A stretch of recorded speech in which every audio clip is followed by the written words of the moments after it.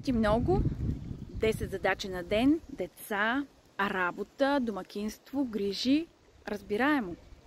Но нека те върна малко назад. Днес живеем в най-спокойните времена за жената някога.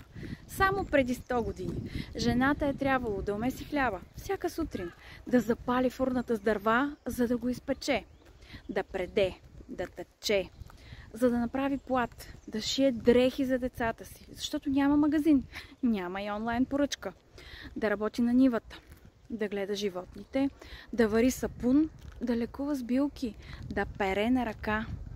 Коритото трябва да се напълни с вода от кладенеца и всичко това с дете на гърба. Няма детски градини, няма помощ, няма време, а какво има? Оцеляване.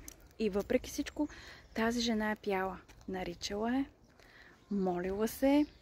Тази жена е твоята прабаба, моята, нашата. И сега си задай въпроса, какво нося в себе си от тази жена? И на какво съм се научила да викам умора? Твоя ли е или е наследство от нея?